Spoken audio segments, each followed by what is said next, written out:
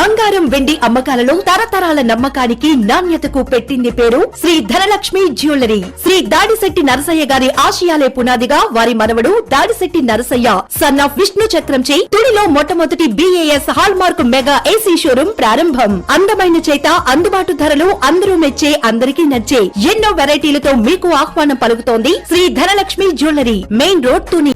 నమస్కారం, my media news కి స్వాగతం. నేను పుష్ప. ఎన్నికల్లో ప్రజలకిచ్చిన హామీలను అమలు చేయకుండా ముఖ్యమంత్రి చంద్రబాబు నాయుడు రాష్ట్ర ప్రజలను తీవ్రంగా మోసం చేశారని మాజీ మంత్రి వైసీపీ జిల్లా అధ్యక్షులు తీవ్రంగా మండిపడ్డారు. తుని మండలం ఎస్ఆర్నవరం దాడిశెట్టి రాజా క్యాంపు కార్యాలయం వద్ద తెలుగుదేశం పార్టీ సూపర్ 6 మేనిఫెస్టో ప్రతులను మంటల్లో వేసి దగ్ధం చేసి నిరసన వ్యక్తం చేశారు. ఈ సందర్భంగా దాడిశెట్టి రాజా మాట్లాడుతూ ముఖ్యమంత్రి చంద్రబాబు నాయుడు ఎన్నికల సమయంలో ఇచ్చిన హామీలన్నింటినీ తొంగలో తొక్కి అన్ని వర్గాల ప్రజలను తీవ్రంగా మోసం చేశారన్నారు. చంద్రబాబు ప్రభుత్వం అభివృద్ధి సంక్షేమాన్ని పూర్తిగా విస్మరించిందని విమర్శించారు. పరిశ్రమలు, వ్యవసాయ రంగం పూర్తిగా దెబ్బతిన్నాయని, రాష్ట్ర ప్రజలకు చంద్రబాబు వెన్నుపోటు పొడిచారని దాడిశెట్టి రాజా దుయ్యబట్టారు. ఈ కార్యక్రమంలో వైఎస్ఆర్ కాంగ్రెస్ పార్టీ నాయకులు, కార్యకర్తలు పాల్గొన్నారు. వెన్నుపోటుకి 2 సంవత్సరాలు ఈ రాష్ట్రంలో ప్రతి మహిళ, ప్రతి యువత, ప్రతి విద్యార్థి, ప్రతి రైతు, ప్రతి ఉద్యోగి కూడా వెన్నుపోటుకి గురై 2 సంవత్సరాలు అవుతుంది. దానికి నిరసనగా ఈరోజు ఏదైతే సూపర్ 6, సూపర్ 7 అని చెప్పేసి మేనిఫెస్టో ఇచ్చారో ఆ మేనిఫెస్టోని దహనం చేయడం జరిగింది.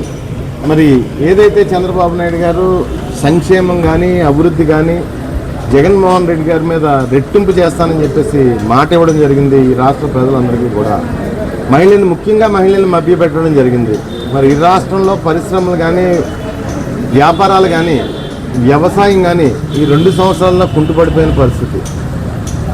ఏ గ్రామంలో చూసినా, ఏ పట్టణంలో చూసినా మీరు చేసిన విధ్వంసం కంటికి కనబడుతుంది.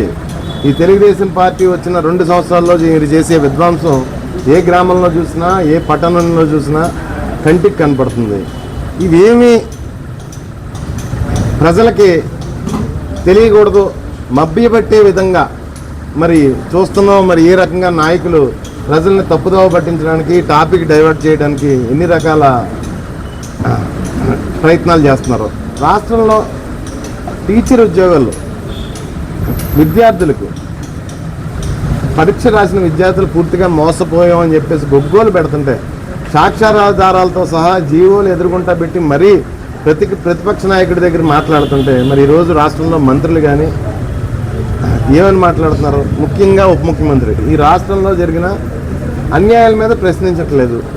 మరి రాష్ట్రం విడిపోయిన దగ్గర నుంచి తెలంగాణ, ఆంధ్రప్రదేశ్ సోదరభావంతో మెలుగుతున్నాయి. మరి కొన్ని కోట్ల లక్షల మంది తెలంగాణలో జీవనోపాధి పొందుతున్నారు, వ్యాపారాల నిమిత్తం, వర్క్ నిమిత్తం, ఉద్యోగాల నిమిత్తం. మరి ఈ 12 సంవత్సరాలు చిన్న సంఘటన కూడా జరగలేదు కదా. సమయం సందర్భం కాకుండా మీరు అక్కడికి వెళ్ళి ఏదో ఈ 2 రాష్ట్రాల మధ్యన విభజన గీయడం ధర్మమేనా? మీరు ఏదో తెలిసి తెలియని మాటలు మాట్లాడేస్తున్నారు. ఆ మాట్లాడడం వల్ల ఎంతమంది భవిష్యత్తు పాడైపోతుందో మీకు అర్థమవుతుందా? పెద్ద మనసుతో ఆంధ్రప్రదేశ్ కానీ, లేకపోతే తెలంగాణ ప్రజలు కానీ సఖ్యతగా ఉంటే మీరు రకమైన మాటలు మీరు మాట్లాడడం ఏమన్నా ధర్మంగా ఉందా? దయచేసి 2 తెలుగు రాష్ట్రాల ప్రజల మధ్య విద్వేషాలు సృష్టించొద్దు.